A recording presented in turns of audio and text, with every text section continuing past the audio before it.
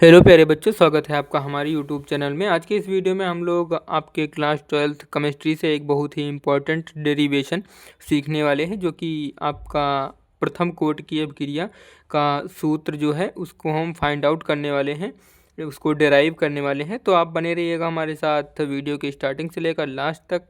जल्द ही आपको ये डेरिवेशन बहुत ही ईजिली अच्छे से समझ में आने वाला है। इससे पहले हम लोगों ने सोनी कोट की अभिक्रिया का जो है डेरिवेशन किया था, जो कि काफ़ी स्टूडेंट्स ने उसको देखा और सीखा भी। तो चलते हैं हम लोग इस डेरिवेशन को करते हैं। इस डेरिवेशन को अगर आप और भी बेहतर समझना चाहते हैं तो पहले आप शून्य कोटि की अभिक्रिया का डेरिवेशन कर लीजिए, जो कि मैंने पहले से करा रखा है। अगर आपने उसको नहीं देखा है तो यहाँ आई बटन में दिए गए लिंक पर क्लिक करके आप देख लीजिए, उसके बाद इस वीडियो को वॉच करिए। तो ये डेरिवेशन और भी आपको अच्छे से समझ में आने वाला है। इस डेरिवेशन को करने के लिए सबसे पहले आपको क्या करना होगा, ये जो प्रथम कोटि की अभिक्रिया का व्यंजक निकालना है। इससे पहले हमको क्या करना होता है इसमें कि जो प्रथम कोटि की अभिक्रिया का व्यंजक पूछा जाता है कि आप इसका निगमन कीजिए।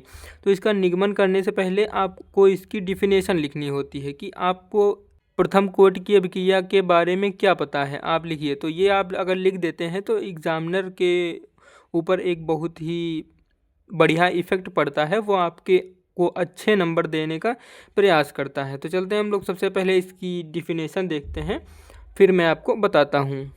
तो आप देख सकते हैं मैंने यहाँ पर प्रथम कोटि की अभिक्रिया की परिभाषा लिख दी है, जो कि होती है जब अभिक्रिया की दर अभिकारक के प्रथम घात के समानुपाती होती है तो अभिक्रिया प्रथम कोटि की अभिक्रिया कही जाती है। तो इसी स्टेप को हम लोग आगे स्टेप में समझने वाले हैं। अभी फ़िलहाल के लिए हम लोग इसका व्यंजक निकालने के लिए क्या करेंगे, हम एक प्रथम कोटि की अभिक्रिया मान लेंगे कि माना स्थिर ताप पर एक प्रथम कोटि की अभिक्रिया निम्नवत है। तो हम लोग यहाँ पर लिखेंगे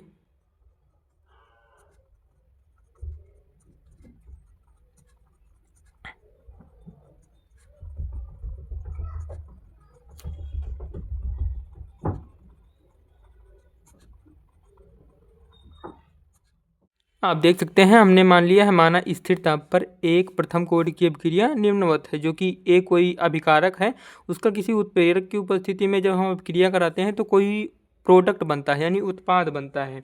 तो इसकी प्रारंभिक सांद्रता जो होगी, तो प्रारंभिक सांद्रता को हम लोग इस प्रकार लिख सकते हैं। यहाँ पर ये मैं शॉर्ट में लिख रहा हूँ प्रारंभिक, और ये सांद्रता, प्रारंभिक सांद्रता यानी टी बराबर ज़ीरो टाइम पर। टी बराबर जीरो टाइम पर क्या हो जाएगी, जो इसका अभिकारक होगा वो ए, और जब अभिक्रिया हुई ही नहीं, समय बराबर जीरो है, तो जिसका प्रोडक्ट होगा वो भी ज़ीरो हो जाएगा। लेकिन जब साम्य सांद्रता होगी, यानी अंतिम सांद्रता, साम्य सांद्रता, जब साम्य सांद्रता होगी यहाँ पर, यानी हम टी बराबर कुछ समय ले लेंगे, यानी समय पर कोई समय होगा 1-2 सेकंड, 40 सेकंड, कुछ समय ले सकते हैं हम। जब साम्य सांद्रता होगी अंतिम सांद्रता पर, यानी जब अभिक्रिया प्रारंभिक सांद्रता में थी तो जो अभिक्रिया थी वो हुई ही नहीं, क्योंकि समय जीरो था तो अभिक्रिया हुई ही नहीं, तो वहाँ पर प्रोडक्ट क्या मिला हमको, ज़ीरो मिला। लेकिन अगर हम साम्य सांद्रता पर लेंगे यहाँ पर, यानी ए माइनस एक्स लेंगे यहाँ पर अभिकारक को, तो जो उत्पाद मिलेगा हमको वो x मिलेगा। क्योंकि अगर हम इसको दोनों को जोड़ दें तो यहाँ पर x x कट जाएगा और फिर हमको प्रारंभिक सांद्रता मिल जाएगी कुछ इस प्रकार, जैसे कि a माइनस एक्स और प्लस में ये वाला x कर दें तो x x कैंसिल होकर हमको प्रारंभिक सांद्रता मिल जाएगी, यानी a जो प्रारंभिक अभिकारक का जो ये है ये हमको मिल जाएगा। फिर अब इसी क्रम में हमको क्या कहा गया है कि जब अभिक्रिया की दर अभिकारक के प्रथम घात के समानुपाती होती है तो अभिक्रिया प्रथम कोटि की कहलाती है।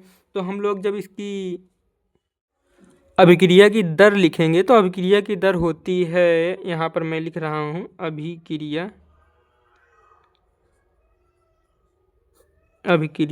की दर, अभिक्रिया की दर को हम डी एक्स अपॉन में डी टी से प्रेजेंट करते हैं। और यहाँ पर आपको बताया गया है कि समानुपाती, तो हम लोग समानुपाती का चिन्ह लगाएंगे, और यहाँ पर प्रथम घात के समानुपाती होती है, तो यहाँ पर हम साम्य सांद्रता पर जो यहाँ पर हमको मिला है ये हम लेंगे। तो ए माइनस एक्स के प्रथम घात के समानुपाती होती है। तो हम लोगों ने कुछ इस प्रकार इसको लिख दिया। अब यहाँ पर आपका ये जो ऊपर का स्टेप है इसको आप स्किप कर सकते हैं, यानी यहाँ से इसको आप याद नहीं रखेंगे। यहाँ से आप मैथमेटिक्स का कॉन्सेप्ट लगाएंगे और उससे सॉल्व करेंगे। यहाँ पर जो बायो के स्टूडेंट्स हैं उनको थोड़ा सा प्रॉब्लम होने वाली है, क्योंकि उन्होंने समाकलन नहीं पढ़ रखा होगा। लेकिन जो मैथ्स के स्टूडेंट्स हैं वो यहाँ से आगे जो है बहुत ईजिली सॉल्व करते चले जाएंगे। हालांकि बायो के स्टूडेंट्स को मैं एक स्टेप बाय स्टेप बताता चलूँगा सभी स्टेप्स में, तो वो भी अच्छे से समझ सकते हैं। तो यहाँ पर अगर हम समानुपाती का चिन्ह हटाएंगे तो ये कुछ इस प्रकार हो जाएगा, डी एक्स अपॉन में d t is equal to में यहाँ पर एक स्थिरांक आ जाएगा जिसको हम कांस्टेंट भी बोलते हैं, जो कि के आ जाएगा और वह बाकी सारा सेम ही चलता रहेगा, ए माइनस का एक्स। फिर अगले स्टेप में क्या करेंगे, आप देख सकते हैं यहाँ पर डी एक्स अपॉन में डी टी है। तो यहाँ पर टर्म देख लीजिए 1 माइनस एक्स, यानी a माइनस एक्स को हम लोग डी एक्स के नीचे शिफ्ट कर देंगे और ये जो डी टी है इसको हम उधर शिफ्ट कर देंगे। कुछ इस प्रकार लिख सकते हैं इसको हम, यहाँ पर डी एक्स अपॉन में कर सकते हैं a माइनस का एक्स इक्वल टू में हम लोग कर सकते हैं k इंटू में डी टी। चूँकि x का टर्म है, x के सापेक्ष जो है यहाँ पर इसका समाकलन हो जाएगा और इधर k जो है कांस्टेंट है, इसका हम यहाँ पर 1 मान करके इसको हम कर देंगे dt के सापेक्ष समाकलन इसका कर देंगे। तो दोनों तरफ समाकलन का निशान लगाएंगे और इसको समाकलित करेंगे। जब समाकलित करेंगे तो हमको पता है कि यहाँ पर आप साइड में देख लीजिए कि हमको पता है कि जब समाकलन करते हैं 1 अपॉन एक्स का उसी के सापेक्ष यानी x के सापेक्ष, तो यहाँ पर हो जाता है log x। लेकिन जब आप यहाँ पर अवकलन करते थे क्लास 11th में, यानी डी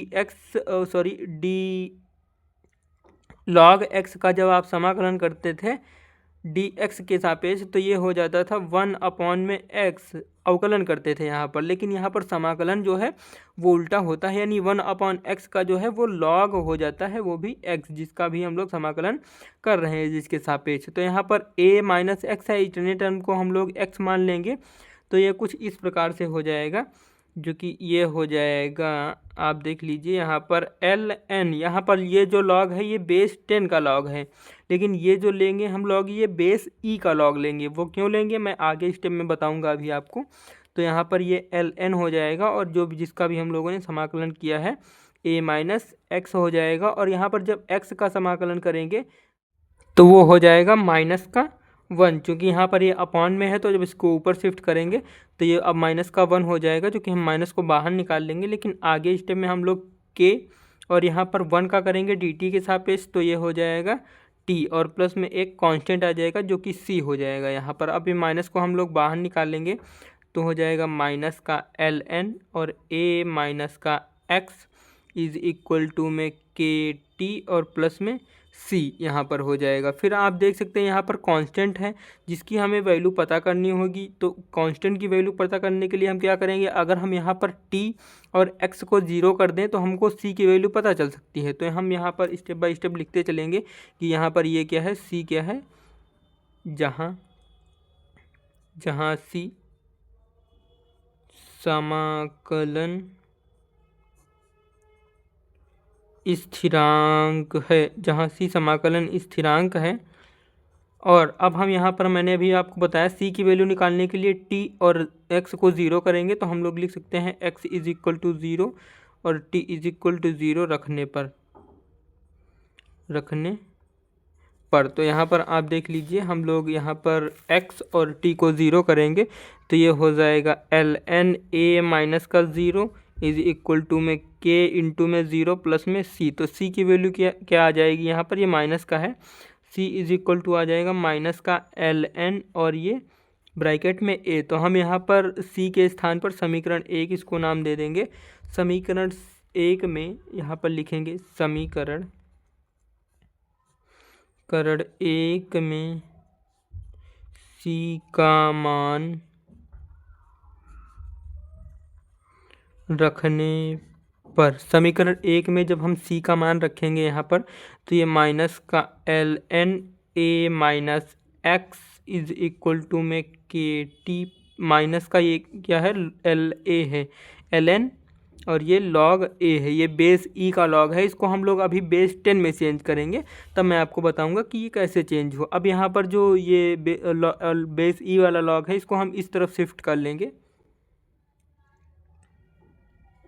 तो ये पॉजिटिव हो जाएगा। तो हम इसको इस प्रकार लिख सकते हैं के टी इज इक्वल टू में एल एन माइनस का एल एन, और ये कौन सा रहेगा, ए माइनस एक्स। यहाँ पर ए छूट गया है, ए ये कुछ इस प्रकार से हो जाएगा। तो k t is equal to, अगले स्टेप में हम लोग इसको साफ लिख लेते हैं, लॉग ए माइनस का l n a minus x हो जाएगा। अब हम लोग लॉग की एक प्रॉपर्टी जानते हैं, अगले पेज पर हम लोग देख लेते हैं इसको। पिछले पेज पर हम लोगों ने इतना यहाँ पर सॉल्व कर लिया था। अब इसकी प्रॉपर्टी लॉग की होती है, मैं आपको बता रहा हूँ। यहाँ पर प्रॉपर्टी देखिएगा कि लॉग, अगर ln लॉग बेस ई हो या 10 हो, दोनों की प्रॉपर्टी होती है। लॉग ए अपॉन में बी को हम लोग इस प्रकार भी लिख सकते हैं, लॉग ए, यहाँ पर लॉग मैं बेस 10 वाला ले रहा हूँ, लॉग ए माइनस में लॉग बी हम लोग इसको लिख सकते हैं। आप यहाँ पर देखिए ये प्रॉपर्टी होती है, जो कि हम इसी फॉर्मेट में ये हमको दिख रहा है, यानी हम इसको इस फॉर्मेट में लिख सकते हैं, यानी लॉग ए अपॉन बी के फॉर्मेट में हम लिख सकते हैं यहाँ पर इसको।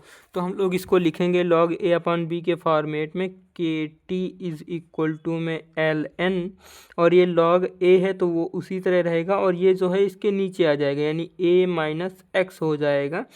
तो ये कुछ इस प्रकार हो गया। अब हम लोग जानते हैं कि जो ln है, यानी log बेस ई वाला ln है, ये ln है, ये इक्वल होता है यानी बराबर होता है 2.303, और ये log बेस 10 वाले के इतने के इक्वल होता है। यानी अगर हम log बेस 10 में हम 2.303 से गुणा कर दें, तब ये ln के बराबर आ पाएगा। तो हम लोग इसको इस प्रकार भी लिख सकते हैं, के टी इज इक्वल टू में 2.303 लॉग बेस 10, और यहाँ पर a अपॉन में a माइनस एक्स, जो कि ये कुछ इस प्रकार हो जाएगा। तो ये इतना सॉल्व हो चुका है। मैं आपसे छोटी सी रिक्वेस्ट करना चाहता हूँ, यदि आप हमारे चैनल पर नए हैं तो चैनल को सब्सक्राइब कर दीजिए, और इस वीडियो को ज़्यादा से ज़्यादा अपने फ्रेंड्स में भी शेयर करिए। तो चलते हैं आगे, स्टेप को सॉल्व करते हैं। तो यहाँ पर पूरा हमारा सॉल्व हो चुका है, बस हम इस टी को जो है इसके नीचे शिफ्ट कर देंगे, तो 2.303 अपॉन में ये टी हो जाएगा, और यहाँ पर लॉग बेस 10, और यहाँ पर ए अपॉन में ए माइनस एक्स हो जाएगा, जो कि ये समीकरण नंबर हम इसको 2 मान लेंगे। और यहाँ पर हम लिख देंगे कि समीकरण 2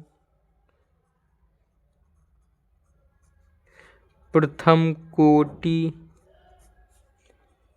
की अभिक्रिया का समीकरण है। अभिक्रिया का समीकरण है। ये आपका डेरिवेशन कुछ इस प्रकार से हो जाएगा, बहुत ही इजीली। आई होप ये डेरिवेशन आपको अच्छे से क्लियर रहा होगा, ज़्यादा डिफ़िकल्ट नहीं है, आपको इजीली ये समझ में आ गया होगा। एक दो बार आप प्रैक्टिस करेंगे तो आपके प्रैक्टिस में आ जाएगा, और इसको आप अच्छे से सॉल्व कर पाएंगे। इसी प्रकार के क्वेश्चंस के वीडियोस पाने के लिए आप हमारे चैनल को सब्सक्राइब कर लीजिए, और इस वीडियो को ज़्यादा से ज़्यादा अपने फ्रेंड्स में भी शेयर करिए। मिलते हैं किसी नेक्स्ट बहुत ही इंपॉर्टेंट लेक्चर के साथ, तब तक के लिए जय हिंद।